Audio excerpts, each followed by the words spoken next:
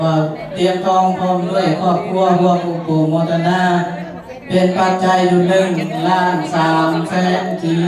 ด้วยครอบครัวพอตู่ส้มสนุกและก็แม่ตู่จันหอมได้ถวายน้ำดื่มอีกจำนวน400 เพชรและก็พร้อมด้วยเงินอีก4,500,000 กีดิสาถูกใจเจริญการคุณเรื่องมีสติปัญญาเสียสละยิ่งขึ้นไปด้วยตื้อดิสาธุต่อมาก็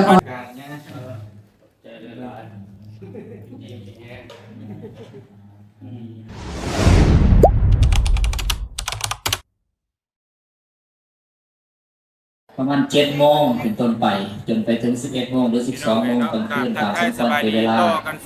ก็จะได้นำพระไตรปิฎกที่เฮาแห่นี่ล่ะมาสู่มาสาธยายพระวินัยปิฎกพระสุตตันตปิฎกและพระธรรมปิฎกหลังจากนั้นครูบาอาจารย์ก็จะได้อธิบายบรรยายให้ฟังว่าเนื้อหาสาระที่เฮาได้สู่ได้สาธยายไปนั้นมีความหมายอย่างไรนะแต่ว่าก่อนที่จะสู่สาธยายก็จะได้นิมนต์พระเดชพระคุณพระท่านในสมบูรณ์สิริปัญโญได้แสดงธรรมบอกเรื่องความสำคัญของพระไตรปิฎกเพื่อให้เราทั้งหลายได้เห็นความสำคัญของพระไตรปิฎกซื้อน้ำ เพราะนั้นตอนแรกกลับมาพร้อมสู่สาธยายน้ำกันเด้อ4 ล้านเป็นกิจกรรมที่เป็นบุญกุศลและก็บ่เคยจัดในสวรรค์เขตที่จัดแบบเป็นงานในจังเพราะฉะนั้นก็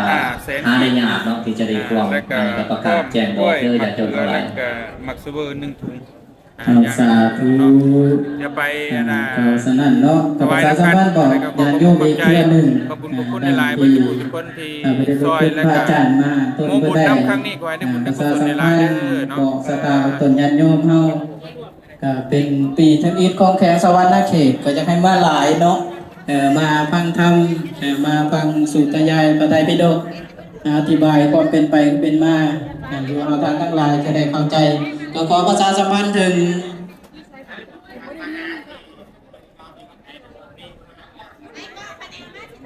ประชาสัมพันธ์ถึงพ่อแม่ครูบาอาจารย์พระอาจารย์มหาที่นอนจำอยู่วัดหรือว่าพักจำอยู่วัดใดเนาะตอนนี้รถกำลังมาบ่มารถผ่านขึ้นรถเมล์รถจำนวนก็จะได้มารับไปส่งแต่ละวัดเป็นต้นวัดใหญ่ชัยภูมิวัดรวมเมืองวัดต่างๆรถผ่านจังหน่อยเนาะเนาะอย่างนี้รถตัวใหญ่จะได้มารับเฮากลับไปจำวัดนะครับผู้เศร้าก็ได้มาอีกเนาะมีภาษาทุก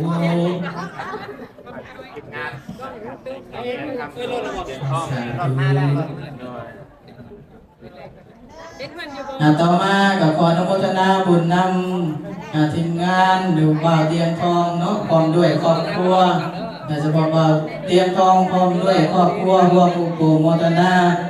เป็นปัจจัยอยู่1,300,000 กีนิสาธุและก็ติดตามมาด้วยครอบครัวพอตู่ส้มสนุกและก็แม่ตู่จันหอมเป็นหานุมาจากประเทศแคนาดาเนาะเมืองวินนี่เป็นแคนาดาเนาะแข่งมานิโซตาได้ถวายน้ำดื่มอีกจำนวน400 เพชรและก็พร้อมด้วยเงินอีก4,500,000 กีดิสาธุต่อมาก็ขออนุโมทนาบุญนำครอบครัวพ่อวงใสแม่จันสุขนี่ได้ถวายปัจจัยอีก500,000 กีแล้วก็พร้อมด้วยมาเพื่ออีก1 ถุงแล้วก็มากเสวยอีก1 ถุงดิสาธุต้องนำสู่เด้อบาปิต้องเด้อก่อนจะเริ่มการคุมเรื่องในชีวิตกิจการงานแล้วก็ประสบผลแต่ความสำเร็จยิ่งขึ้นไปรุ่งเรืองในยุบันโนสุขัง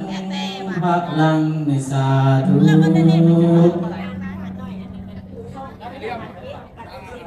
โอ้แต่ขออนุโมทนาบุญน้ำแม่เกี่ยวพิลาเนาะเด็กสวรรค์วางมาสูงซองแล้วก็ถูกพัฒนาอีกเป็นปัจจัยอยู่100,000 กีมิสาธุแต่ภาษาสัมพันธ์เนาะอาจารย์มหาตอนนี้รถมาหอดแล้วเนาะทางโรงเรียนเขาก่อนเด้อเป็นใหม่เด้อ ทิศตะเวนออกเนาะทิศตะเวนออกมาสนับกลางรัตนนิมนต์เด้อพระอาจารย์มหาพ่อแม่ครูบาอาจารย์ที่มาจากวัดต่างๆเนาะที่ได้พักจำวัดได้ก็หน่อยการรัตนนิมนต์ตอนนี้รถกำลังรอถ่ารวมมาหอดเลยเนาะโอ้มีอยู่หนึ่งกับวัดใหญ่สยามภูมิ2วัดภูเมืองใต้เนาะกันหน่อยเนาะอยู่ทางตะเวนออกเด้อกันหน่อยเด้อแล้วต่อมาก็ขออนุโมทนาบุญน้ำแม่ไม่ออกวิไลพรหัวโปโมทนาเป็นปัจจัยอยู่100 บาทสาธุ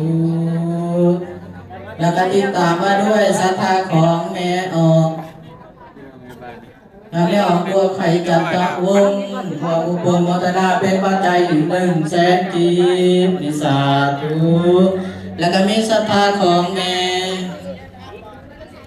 ไม่ออกหลาเนาะว่าอุปโมทนาเป็นปัจจัยอยู่50,000 กีบสาธุเอาบุญกรรมนำสู่จุดีเมฆเด้อสุขกายสุขใจเจริญการกุมบุญเรื่องมีสติปัญญาเสียสละยิ่งยิ่งไปด้วยตื้อสาธุต่อมาก็ขออนุโมทนาบุญนำไม่ออกเจนนี้เจนจิลาหรือว่าศีลคุณเนาะหัวมุโปโมทนาเป็นปัจจัยอยู่300,000 กีบนิสาธุมาจากบ้านของเจ้าแล้วก็มีแม่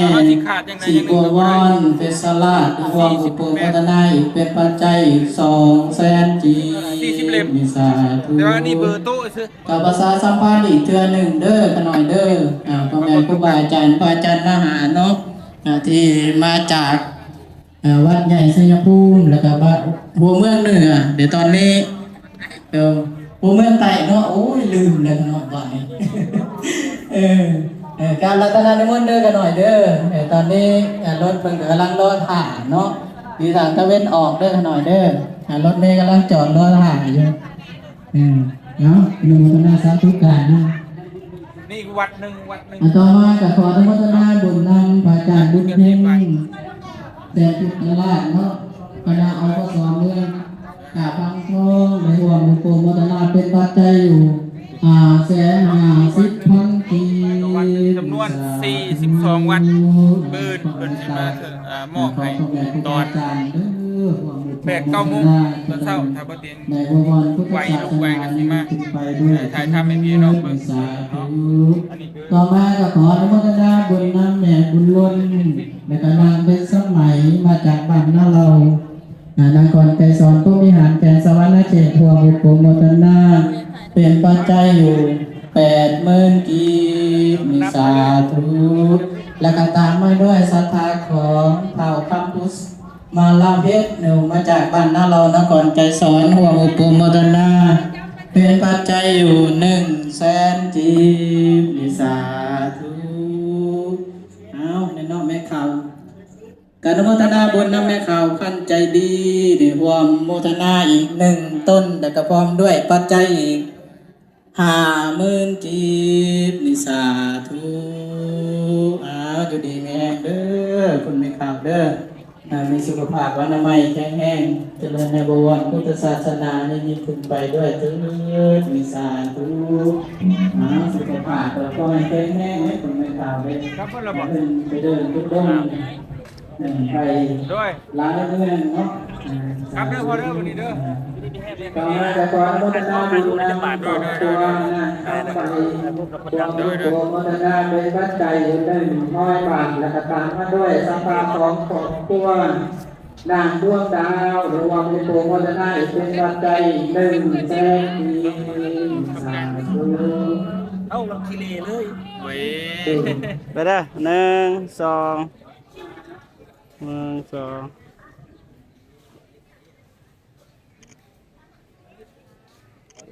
โอ้สาโอ้ยมันเก่าหลายเอาเด้อ1 2เปิดเพชรกัน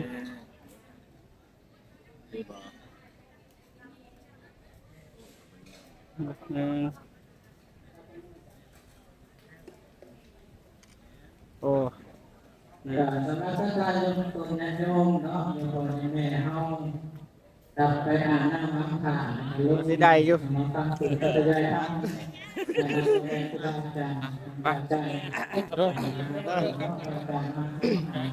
ือว่าโอกาสโดยยากเนาะสภาเป็นแบบนี้เพราะฉะนั้นได้เป็นหลายดีของเราทั้งหลายแต่เป็นวันมหาบุญเป็นวันทางเป็นงานต้องดีเป็นวันนิหมายครั้งแรกของประวัติศาสตร์ของสาวเพียรสวรรค์เกตได้จากพิธีใหญ่พระเจ้าเดิมว่าหลายสิ่งเมียพูดจากงานแท้อันนั้นคอเบิ่งคออย่างนี้พูดถึงงานแท้เห็นมันเกิดลูกเพิ่นคือว่าอุ้ยจัดจอย ฝากทั้งบุญทั้งเมย์ทั้งเสียบุญทั้งบุญมากกับซื้อนี่มาถวาย ได้ เรียกอะไรเมย์ เอาเบอร์ไว้แล้วแม่สิทานส่งให้เขาไป โดย500,000ว่าพี่เด้อ ขอบคุณอันนี้ค่ะรวมมีโปรโมทนาเป็นวันใดหาใส่ ที่ ให้ถือเลขเป็นร้อยล้านเด้อนักตักทาน วันนี้ดาพระด้วยสัตว์ของมาสินใส เบอร์ที่ว่าโอนเข้าเป็นโทรหาดีพี่น้องอยู่เชียงรายขายปิ้งไก่เขาไปปิ้งไก่มานี่ก็พอเนาะ จะทานคนกลับแล้วบ่ จะทานเลย ท่านย่าเจ้าว่า ย่าของท่านท่านสิพาไปทำขายเพิ่นได้เพราะว่าเป็นพี่น้องกันจะทานเพราะว่าน้องสาวเพิ่นสาวกับอ้ายก็จะพาไปกราบก่อนป้าสิพาไปพอได้แล้วลูกวันนี้เมย์สิพาแขกมาทำใจเป็น เพราะว่าเขาเป็นโยมบรรยากาศ ตามหลักเป็นสารนี้ แต่ก็รู้ว่าตัวไปมันยังรวยรู้ทางจะรวยอยู่ปัก เป็นกุศลเป็นที่น่าความดีแก่ท่านทั้งหลายได้ประกอบด้วยคุณงามตลอดไปในเราเป็นงานของน้องเนาะงานเป็นงานสาธุการ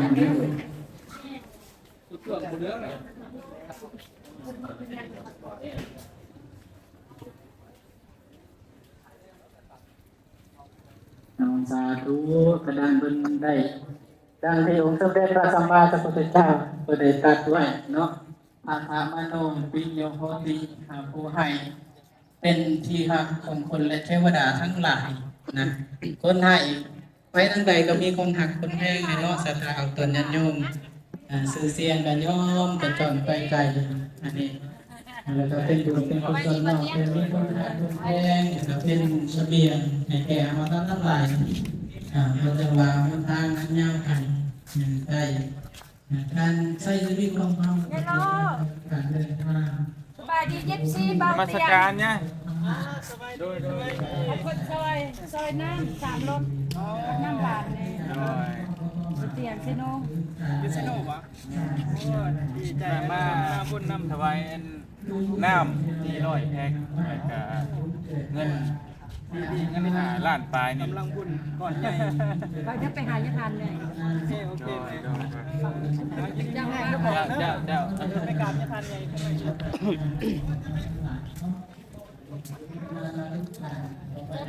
บ้านบ่บ้านบ่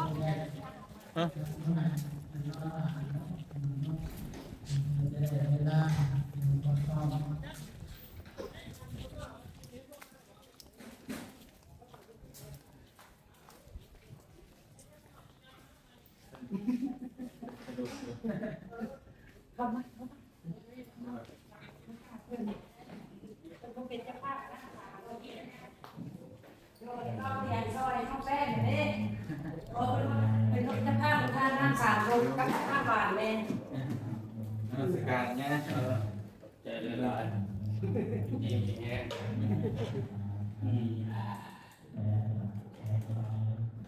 ป้าก็นอนจันใจยันฝนตกนะ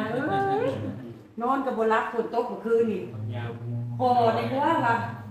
วัดบ้านเฮาเนาะวัดโพธิ์สว่างใต้ผมเคยได้จัดงานเถื่อนะจัดงานใหญ่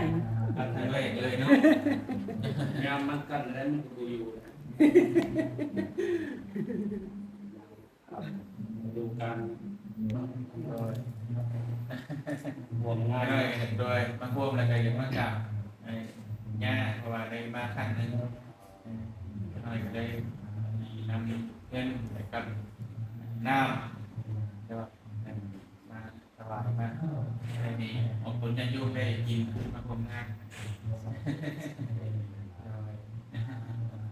เริ่มมีหลายๆมีส่วนรวมเป็นครั้งแรกเป็นครั้งประวัติศาสตร์โดยปีนี้ไปสวรรค์เขียวเขาจัดงานในเป็นมาเป็นสองวันแบงค์อื่นว่าท่านใดเนาะได้ของแม่ อันนี้ก็หาการ ว่าแบงค์สวรรค์ในโลกจากวิ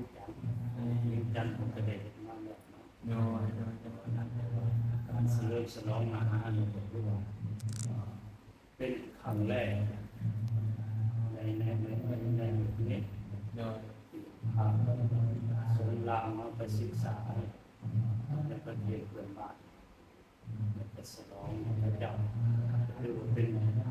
นครั้งแรกครั้งใหญ่แหละในแปลงคือว่าเป็นบุญเป็นกุศลกับพระสงฆ์สมณเณรอยู่ในแขวงสวรรค์ในไปเยี่ยมอยู่คุณกลายมา โดย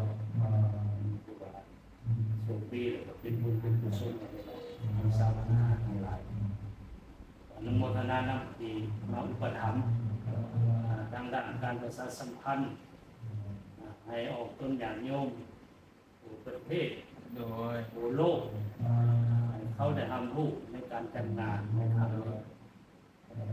อุปถัมภ์อีกจะเป็นน้ำดื่มน้ำปันนะอาหารการกินอันนี้เรียกว่าเป็นบุญเป็นกุศลหลายวันมนนาอันเดอร์ดีมีแห้งการเรื่องอาชีพการงานเด้อยังเรียนยังกายเจริญสาธุนาสาธุ เพิ่นจะอยู่เซโนมื้อหน้าแล้ว โดย เอารถมาให้มาทานสักงานให้เพิ่นแล้ว โดย เพิ่นไปซอยครอบครัวที่ว่าติดอยู่ในถ้ำในซอยพวกเพื่อนอยู่แล้วบ่ โดยนี่แหละ ดีใจนั้นรู้แต่นะ เรียก เก่งแหละ เรียกแล้วก็ลงมาบรวมกันนั่นแหละคำหายต้นเป็นทรงไทยว่ามาเป็นกระบอกเสียงให้แน่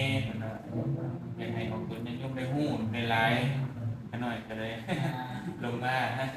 แม่ก็ดีใจโอ้ยลงเตียงตาลูกเนี่ยแม่เนี่ย77 ปีเนี่ยบ่เตียงมีเบอร์ก็เอาให้แม่เนี่ย โดย เบอร์บ่เตียงเบอร์เนี่ย ได้9753ก็355 นี่เห็นป่ะกันนะหักแปกัน ที่จริงในคลิปมันมีบัตร สถาน ได้ 020 9753 9753 9355 9355 โดยถ้าสมมติว่าเมย์ลงเมย์ยังกับเขาไปเบิ่งในคลิปเฮานี่มันสิมีอยู่นะฮะ ทางยังมือ โดย พิธีทำการเป็นพิธีสำคัญ สเคป จ้า เป็นพิธีสำคัญ 1 2 แสดงมารวมตัวกัน 1 2 ตอนเช้าเดินแต่8 โมง 1 2 11 โมง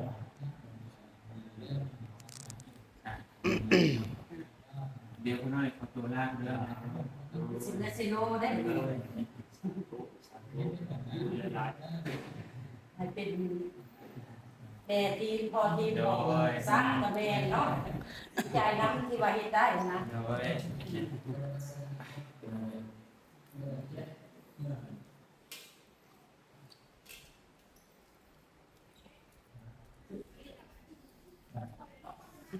ผู้บริหารที่บริหาร เ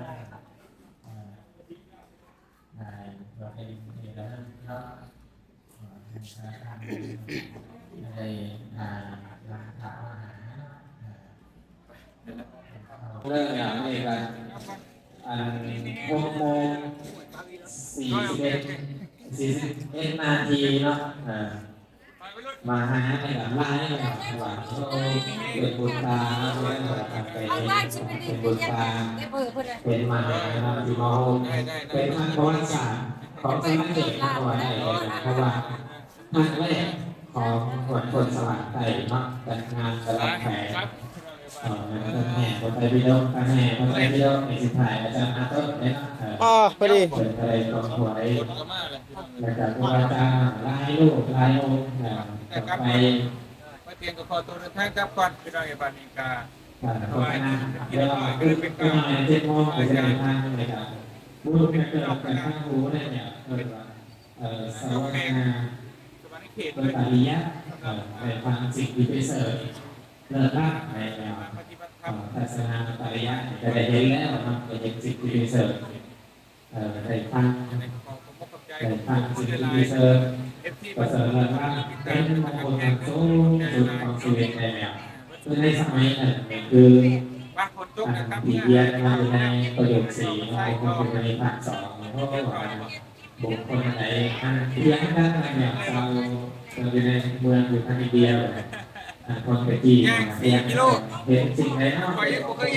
สิ่งใดเป็นมงคลขนาดพระคาถาคือมาคอยยิงเสนอเดี๋ยวว่าได้เห็นความสมพระเจ้าเพิ่มว่าศาสนาอริยะได้เห็นสิ่งที่เป็นเสริมและเพิ่มว่า เด้อ ในการได้ฟังสวรรค์ มา อ สา ริ ร ยะ เข้ากินน้ำน้ำ ได้ กัน ฟังคือตอนแรกเนี่ยสิได้เห็นนะ อย่าหาพระถามว่า ศาสนาที่เราได้มาเห็นมันเป็นดวงตา ได้บุญได้กุศล เป็ ได้เด้อ นตาเป็นดวงตาเป็นดวงตาศาสนาเป็นนี่เป็นบุญเป็นกุศลทางธรรม สำหรับรอบนี้ แต่เรื่องคนรู้กุศลประกอบเรื่องอย่างในสมัยพุทธกาลบางสัตว์เป็นว่านี่